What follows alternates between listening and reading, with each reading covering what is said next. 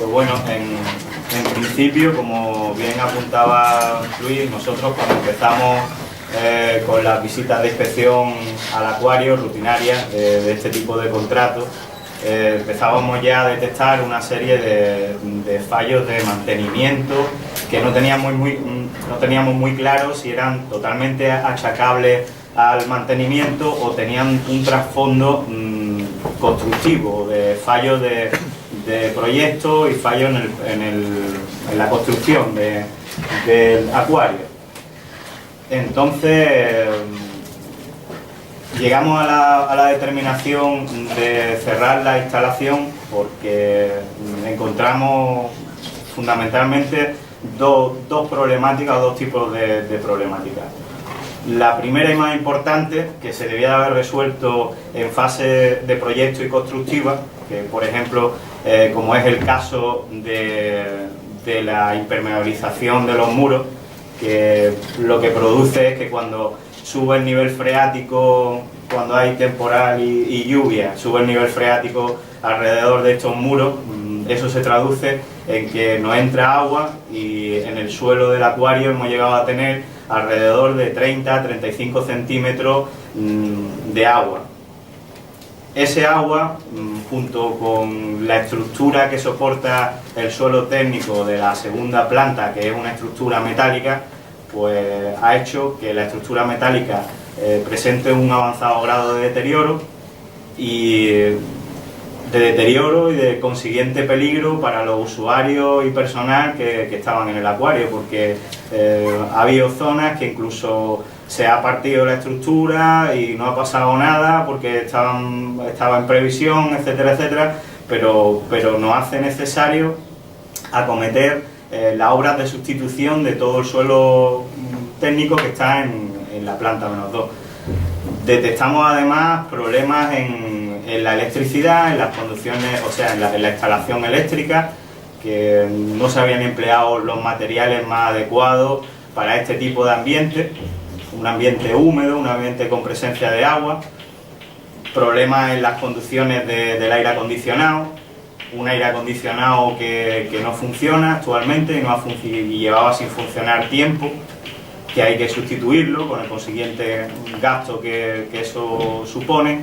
Y con el objeto de profundizar más en estos temas y buscar soluciones adecuadas y optimizar el funcionamiento del acuario, se puso en conocimiento del equipo técnico al ayuntamiento y se decidió pues contratar unos expertos que son Andrés y José Manuel, que llevan a su espalda varios proyectos de este tipo, que conocen cómo funcionan este tipo de instalaciones, para que nos presentaran un documento en el que se detectaran los problemas con mayor profundidad y se le diera una solución para optimizar el funcionamiento y habilitar el acuario lo antes posible para su uso, con todas las medidas de seguridad y todos los riesgos resueltos. El principal, o sea, el segundo bloque de problemas que nos encontramos era ya de mantenimiento en sí. Mantenimiento por dejadez, hay aparatos como bombas, enfriadoras, que se han roto, que no se han sustituido, que se han utilizado piezas de otras rotas para reparar las que había, tanques que pierden agua, zonas técnicas anuladas por mal funcionamiento sin preocuparse de rehabilitarlas, estructuras metálicas y escaleras sin darle un lijado y una pintura, etcétera, etcétera. Que todo eso, evidentemente, junto con el trasfondo de los daños que vienen o de la mala planificación en la fase de proyecto y fase constructiva, pues han dado a que tomemos la determinación de hacer un alto en la vida del acuario, rehabilitarlo todo y ponerlo en funcionamiento con todo lo que podamos resuelto. Entonces, para profundizar más y que os den explicaciones más pormenorizadas de todo lo que ha ido pasando y todo lo que se ha ido detectando en el acuario, tenemos a José Manuel y Andrés, que yo ahora les cedo la palabra y que ellos os comenten cuál ha sido nuestra solución y vuestra impresión.